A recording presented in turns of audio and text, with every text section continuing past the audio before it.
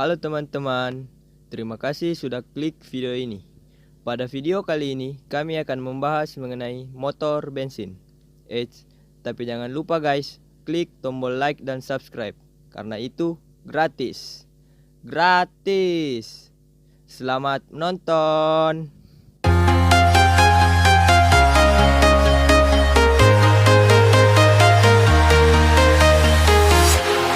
Walking alone, the streets are empty. The only thing I can see is my own silhouette. I'm getting stronger, step by step. The clock is ticking, but there's no time for regrets. I've been flying from town to town, from London to Taiwan. I've been all around the globe, trying to protect your soul. We are heroes tonight. We will fly above the sky. We are heroes tonight. Yeah. We are heroes tonight. We will fly above the sky. We are heroes tonight.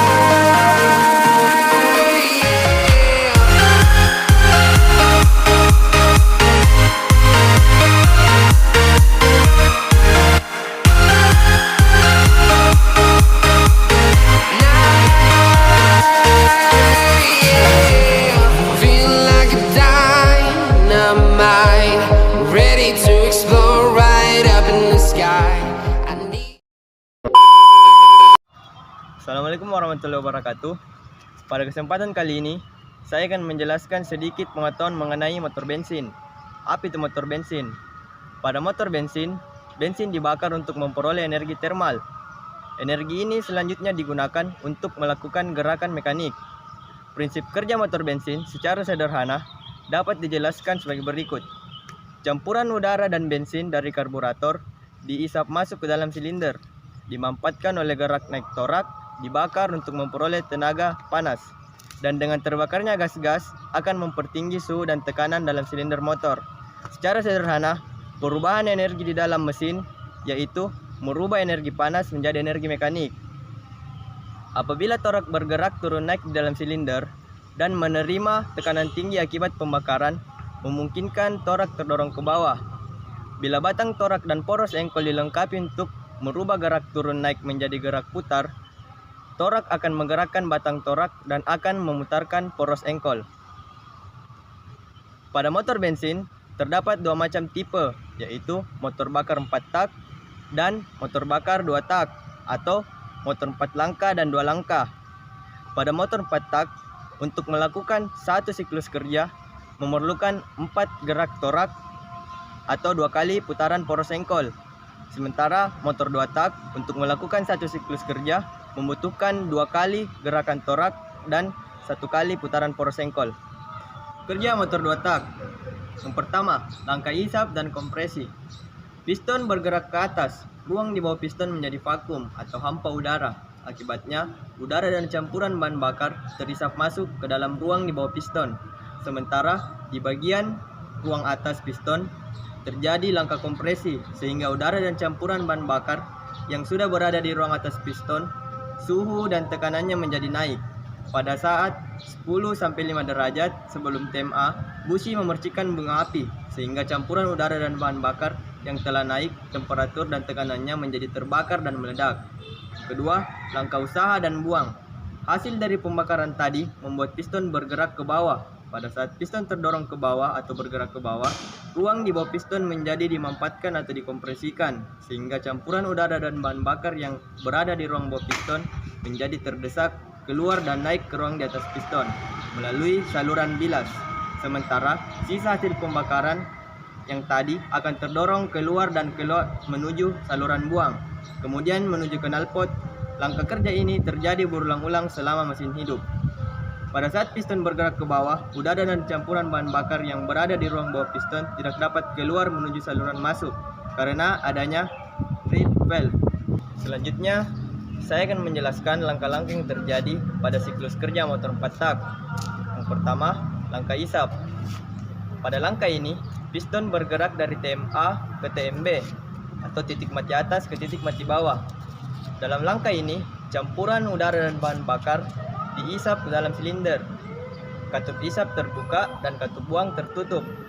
Waktu piston bergerak ke bawah menyebabkan ruang silinder menjadi vakum. Masuknya campuran udara dan bahan bakar ke dalam silinder disebabkan oleh adanya tekanan udara luar atau atmosfer pressure. Yang kedua, langkah kompresi. Piston bergerak dari TMB ke TMA. Dalam langkah ini, campuran udara dan bahan bakar dikompresikan atau dimanfaatkan. Katup isap dan katup buang tertutup. Waktu torak naik dari titik mati bawah ke titik mati atas, campuran udara dan bahan bakar yang diisap tadi dikompresikan. Akibatnya, tekanan dan temperaturnya menjadi naik sehingga akan mudah terbakar. Yang ketiga, langkah usaha atau langkah kerja. Piston bergerak dari TMA ke TMB. Dalam langkah ini, mesin menghasilkan tenaga untuk menggerakkan kendaraan. Sesaat sebelum torak mencapai TMA, pada saat akhir langkah kompresi, busi memercikkan loncatan bunga api pada campuran yang telah dikompresikan. Dengan terjadinya pembakaran, kekuatan dari tekanan gas pembakaran yang tinggi mendorong torak ke bawah. Usaha ini yang menjadi tenaga mesin. Yang keempat, langkah buang.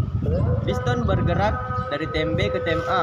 Dalam langkah ini, gas yang terbakar dibuang dari dalam silinder. Katup buang terbuka dan katup masuk tertutup.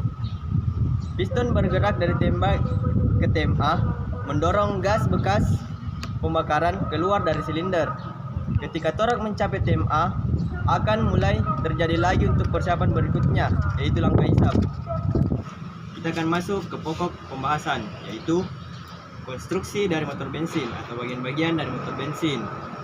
Secara umum, komposisi motor bensin terdiri dari 8 bagian, yaitu yang pertama, kepala silinder, kedua, blok silinder, 3, piston, keempat, poros engkol, kelima, flywheel, keenam, mekanisme katup, 7, drive bell, dan yang terakhir, oil pan.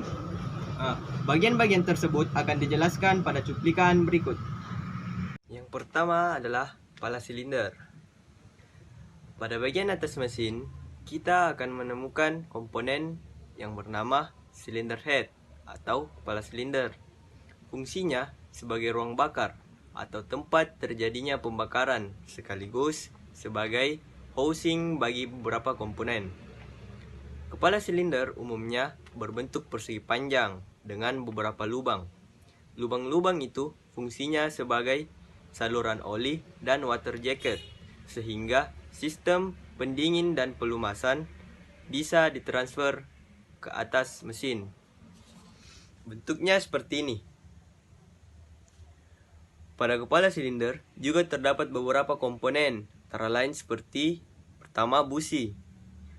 Busi berfungsi untuk memercikkan bunga api pada saat langkah usaha. Kedua, katup masuk dan katup buang. Katup ini berfungsi sebagai pintu keluar masuknya udara dari dalam silinder. Yang ketiga, pegas katup. Berfungsi untuk menjaga katup agar tetap tertutup atau rapat. Yang keempat, camshaft. Camshaft berfungsi untuk mengatur pembukaan katup pada tiap silinder. Yang kelima, camshaft sprocket gear atau gear timing. Komponen ini berupa roda gigi yang akan menerima momen putaran dari crankshaft dan diteruskan ke camshaft. Yang keenam, intake manifold. Komponen ini berfungsi sebagai lorong udara yang akan dimasukkan ke silinder atau ke mesin. Ketujuh, exhaust manifold. Komponen ini berfungsi sebagai lorong gas sisa pembakaran dari mesin. Berikutnya, ruang bakar. Pada mesin, konstruksi ruang bakar sangat penting. Ruang bakar adalah ruangan yang dibentuk antara kepala silinder dengan piston bagian atas, dengan maksud agar pembakaran dapat terlaksana dengan sempurna dan menyeluruh pada langkah usaha atau langkah kerja.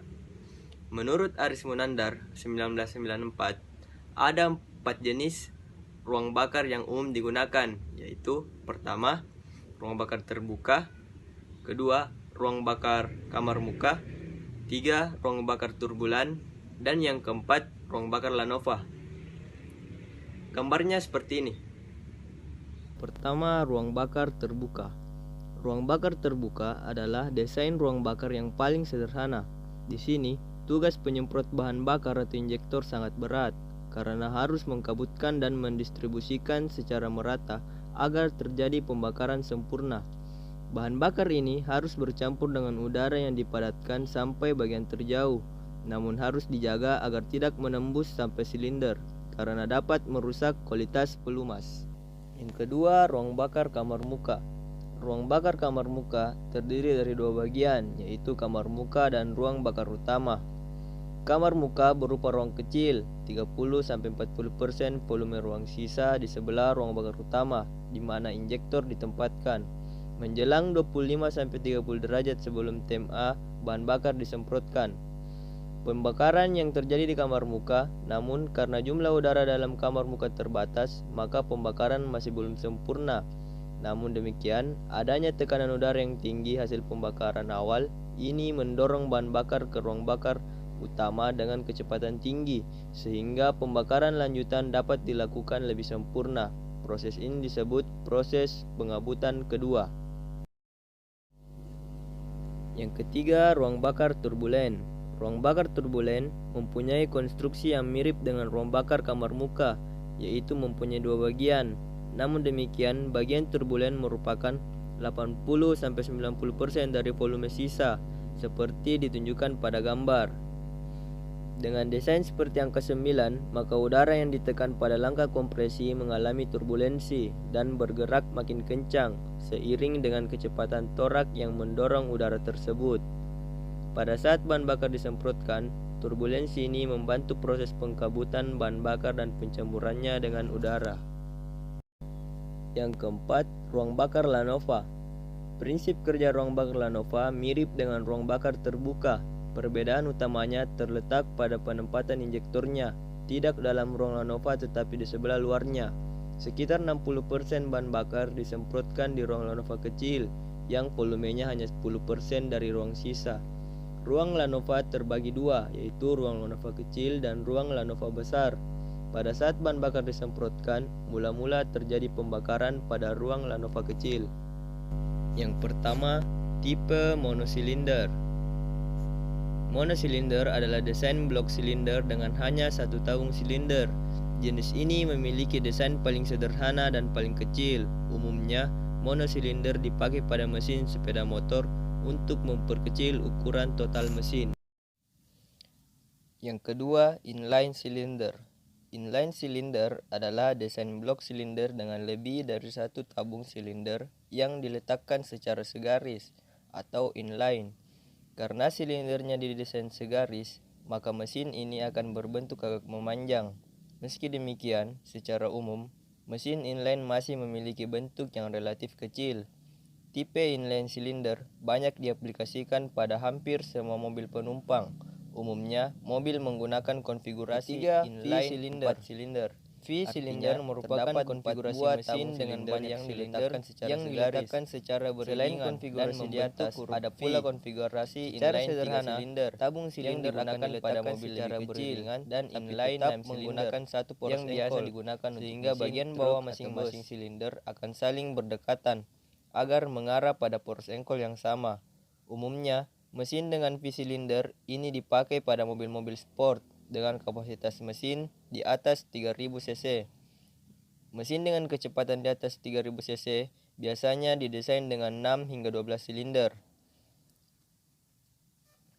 Kalau konfigurasinya inline tentu akan sangat panjang, sehingga misal untuk 6 silinder maka akan dibuat 3 artinya 3 inline sebelah kiri dan 3 inline sebelah kanan. Namun sepeda motor pun tak ketinggalan. Ada beberapa sepeda motor berkapasitas di atas 500 cc yang menggunakan desain V2. Artinya terdapat 2 silinder yang diletakkan membentuk V. Yang keempat, boxer.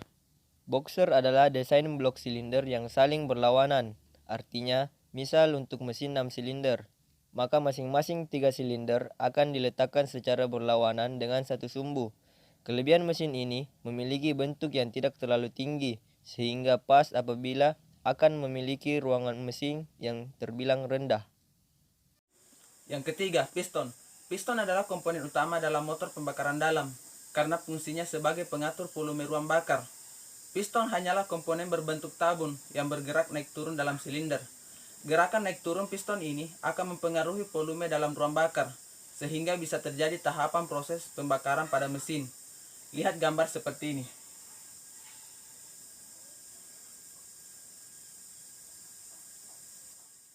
Konstruksi piston.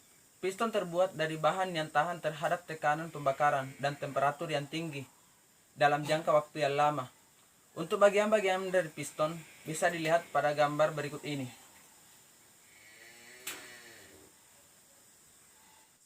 Batang torak. Batang torak adalah salah satu komponen mesin yang menerima tekanan tinggi. Batang torak berfungsi merubah gerak lurus dari torak menjadi gerak putar pada poros engkol. Pada umumnya, batang torak dibuat berbentuk H dan I agar lebih kuat dalam bobot yang lebih ringan. Bagian ujung kecil batang torak dihubungkan dengan torak dengan jaminan penatorak, dan ujung besar dihubungkan dengan bantalan jalan poros engkol. Gambarnya seperti ini. Yang keempat, crankshaft. Crankshaft berfungsi untuk mengubah gerakan naik turun piston menjadi gerak putaran. Prinsip kerjanya seperti Anda mengayuh sepeda. Kaki Anda diibaratkan sebagai connecting rod, sementara pedal kayuhan diibaratkan crankshaft. Dari situlah gerakan putaran mesin terjadi. Crankshaft pada mesin multiple silinder umumnya dilengkapi dengan komponen weight balance. Komponen ini berfungsi sebagai pemberat agar putaran mesin stabil, dan juga sebagai alat untuk menyebarkan oli dari dalam karter atau panci oli. Lihat gambar seperti ini.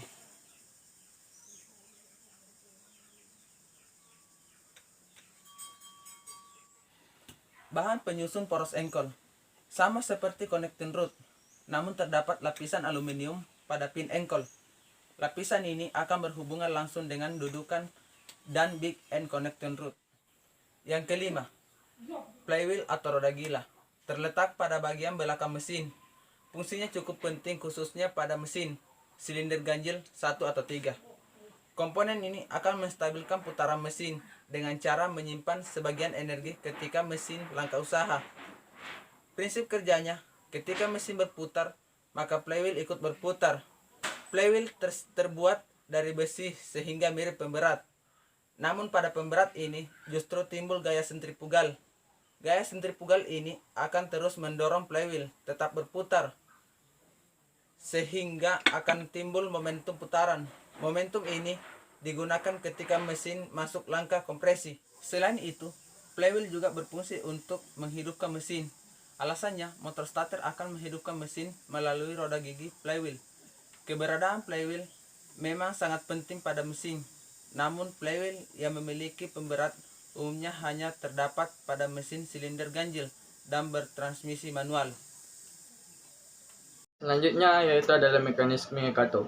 Mekanisme katup adalah sekelompok komponen yang membuka dan menutup katup hisap dan katup buang di kepala silinder pada waktu yang mekanisme katup itu terbagi atas 7, yaitu yang pertama poros engkol, yang kedua timing sprocket, yang ketiga rantai timing, keempat poros kem hisap, yang kelima katup hisap, yang keenam poros kem buang, dan yang ketujuh itu adalah katup buang.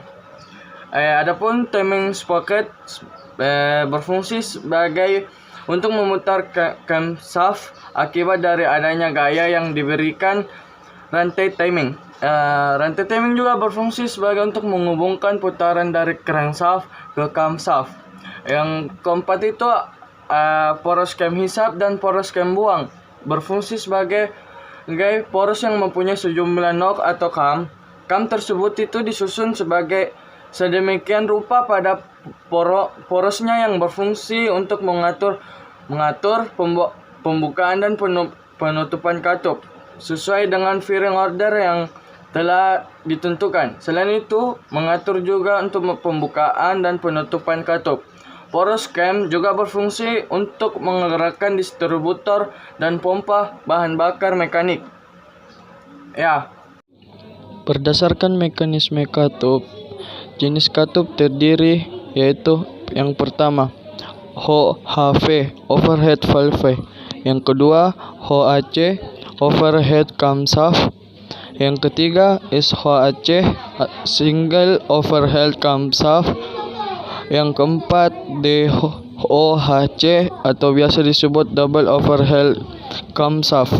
Sekian video dari kami. Mohon maaf bila ada kesalahan kata dalam penyebutan. Ada lubang di balik semak. Semak dibabat, luang terlihat. Terima kasih telah menyimak. I was Semoga in the bisa bando a long, long time. Need to get the Bye. Lambo and drive. I was in the lab.